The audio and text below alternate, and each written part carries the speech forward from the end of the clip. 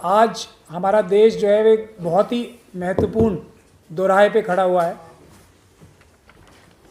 और वो दोराहा ऐसा है जिस पे अगर हम सही रास्ते पे नहीं चले तो शायद हम लोग बाबा साहब के इस देश को और उनके संविधान को नहीं बचा पाएंगे। इस विषय में एनआरसी और सिटीजनशिप अमेंडमेंट एक्ट जो है ये, और इन दोनों को एक साथ करके ही देखा जाना चाहिए, इनको अलग अलग करके नहीं देखा जाना सकता।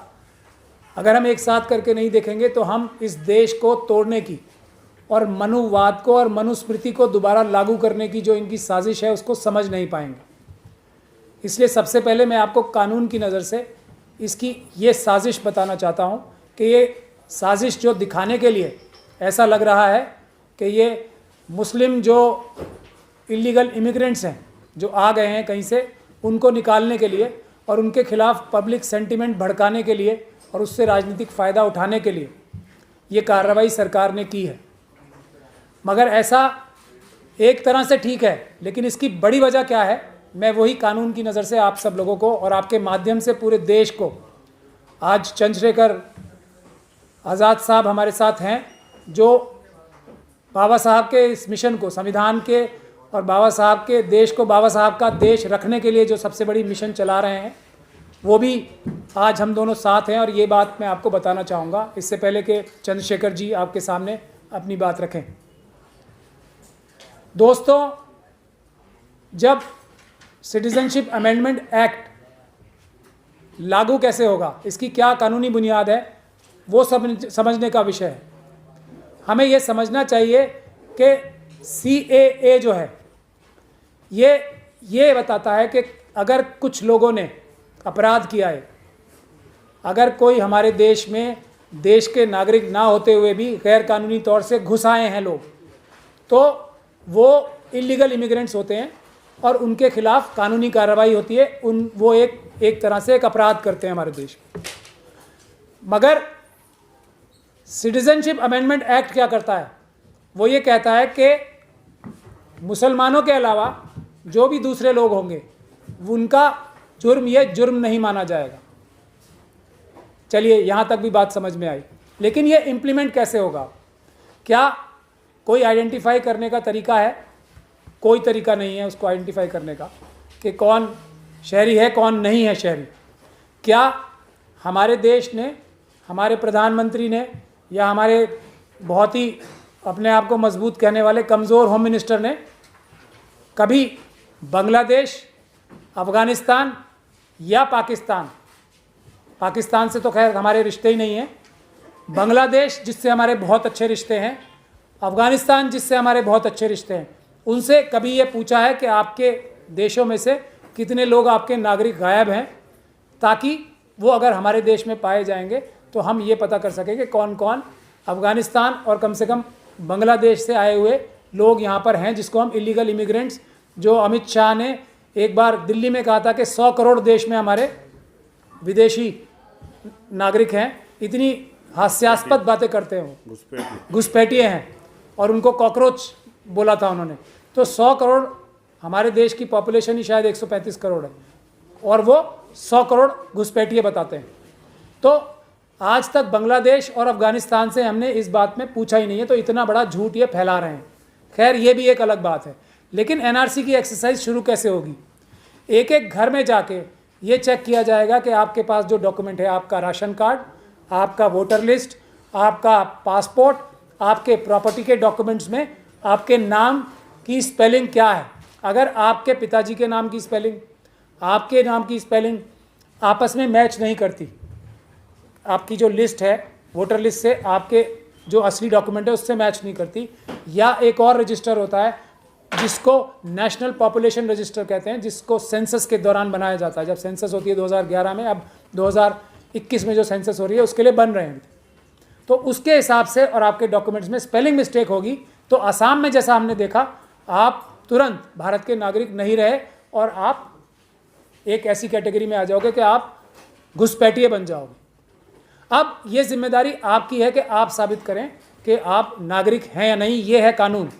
इस हिसाब से अगर देखा जाए तो देश के 99% लोग डॉक्यूमेंट्स में स्पेलिंग मिस्टेक होंगी, जिसमें सारी गलती सरकारी अफसरों की होती है कि वो डॉक्यूमेंट्स में नाम ठीक से नहीं भरते। तो 99% लोग सरकार के रहमो करम पे आ जाएंगे, इस मनुवादी सरकार के। वो किसी को चाहें, अब ये सेंट्रल गवर्नमेंट के पास इस कानून के तहत सिटीजनशिप एक्ट जो है 1955 का, ये ताकत है कि वो किसी को भी इसमें वैसे भी छोड़ सकते हैं। लेकिन जो प्रोसीजर है, आप तुरंत देश के नागरिक नहीं रहे, घुसपैठिए हो गए। जैसे ही आप देश के नागरिक नहीं रहे, घुसपैठिए हो गए, आपके सारे राइट्स, और हमारा कंसर्न ये है, सबसे बड़ा, मुसलमानों से भी बड़ा कंसर्न हमारा ये है, मैं ये साफ तौर पे बात कह रहा हूँ कि हमारे पास जो हमारे SC ST और दूसरे OBC भाई हैं, दूसरे माइनॉरिटीज़ के भाई हैं, ख़ास तौर पे SC और ST के भाई, उनके पास जो रिजर्वेशन होने की वजह से जो कानूनी ताकत है वो छीन जाएगी उनसे। उनके पास जो SC ST एक्ट के प्रावधान हैं वो रातों रात छीन जाएंगे उनसे। उनके पास वोट देने का राइट वो छीन जाएगा रातों रात। वो क्योंकि जब आप कम से कम ये जिस दिन से आपको इस एक्सरसाइज के बाद सर्टिफिकेट मिलेगा, जो नेचुरलाइजेशन सिटीजनशिप हासिल करने का जो तरीका बचेगा इन सभी लोगों के पास, एक ही तरीका है। उसके बाद आप सिटीजन कैसे बनेंगे, अप्लाई करेंगे। यदि आप नॉन मुस्लिम हैं तो सरकार आपको दे देगी सिटीजनशिप नेचुरलाइजेशन के प्रोसेस से, यानी कि आपको एप्लीकेशन देने पे सिटीजनशिप देगी। लेकिन इस दौरान आप क्योंकि सिटीजन नहीं है, आपके ये सभी हक शेड्यूल कास्ट और शेड्यूल कास्ट भाइयों के छीन लिए जाएंगे। ये हमारा सबसे बड़ा कंसर्न है। उनके फॉरेस्ट के राइट सब कुछ छीन जाएगा। ये है बड़ी साजिश जिसको हमें समझना चाहिए, जिसके लिए हम सबसे बड़े ज़्यादा कंसर्न हैं। और जब तक हम ये स्पेलिंग मिस्टेक्स और दूसरी चीज़ों को ठीक करेंगे, तब तक इनके कई इलेक्शन निकल जाएंगे जिसमें ये वोटर लिस्ट में ही गड़बड़ कर लेंगे। असम में इन्होंने यही किया है। जो लोग असम से वाकिफ़ हैं वो इस बात को जानेंगे। तो ये मनुवादी सरकार, RSS की सरकार, इस बात को जान चुकी है कि SC ST और OBC उनको अब किसी भी हालत में वैसे तो वोट देने नहीं वाले। तो उनको दबाव बनाकर उनके जो हक हैं वो छीन कर, और उनके प्रॉपर्टी के राइट्स, आप सोचिए जो आपके पास पासपोर्ट है वही छीन जाएगा, जो आपके पास प्रॉपर्टी के डॉक्यूमेंट्स हैं वही, आपके पास ताकत ही नहीं है प्रॉपर्टी रखने की क्योंकि आप देश के नागरिक नहीं हैं। ये इतनी बड़ी साजिश हो रही है। अब जब ये प्रोसेस शुरू होगा, या तो एक रिश्वत का बड़ा बाजार गर्म होगा जैसा असम में हुआ। असम में हर सरकारी अफसर ने जो इस प्रोसेस में इन्वॉल्व था, नाम की स्पेलिंग तो सब में होती है, ठीक करने की रिश्वतें ली बड़े बड़े अफसरों ने। और असम में एक बात और महत्वपूर्ण जो मैं बताना चाहता हूँ, असम में 1 लाख करोड़ से ज़्यादा खर्चा हुआ है पिछले 10-15 साल में, सिर्फ पिछले 10-15 साल में। आज हमारा देश किस इकोनॉमिक डिफ़िकल्टी से गुजर रहा है, रोज़गार नहीं है, महंगाई बढ़ रही है, और देखें तो हर तरीके से देश में लूट मची हुई है और फाइनेंशियल हालत हमारे बहुत कम है। GDP 1.5 असलियत जो है उसके हिसाब से बढ़ रही है। तो 1.5 GDP जब बढ़ रही है, उस ऐसे दौर में ऐसी कौन सी इमरजेंसी आ रही थी कि इनको NRC और CAA की एक्सरसाइज करनी है।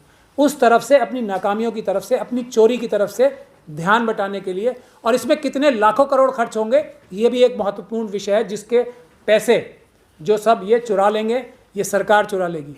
अडानी और अंबानी अब जब आपकी प्रॉपर्टीज ही छीन जाएंगी तो उनको कितना बेनिफिट होगा, जो आदमी डिफ़िकल्टी में उनकी प्रॉपर्टीज़ खरीद के। इसमें पता नहीं कितनी साजिशें होंगी, उस पर तो पूरा दिन निकल जाएगा अगर मैं बोलूं। लेकिन मैं आप लोगों से यही बात कहना चाहता हूं कि ये मुख्य रूप से हमारे शेड्यूल कास्ट और शेड्यूल कास्ट भाई और मूल निवासी भाई जो हैं, ये उनके खिलाफ साजिश है जो नज़र नहीं आ रही। मुस्लिम कम्युनिटी के खिलाफ ये साजिश है या नहीं है वो एक अलग बात है, पर इसको हमें सही चश्मे से देखना चाहिए, इनकी सही साजिश समझनी चाहिए।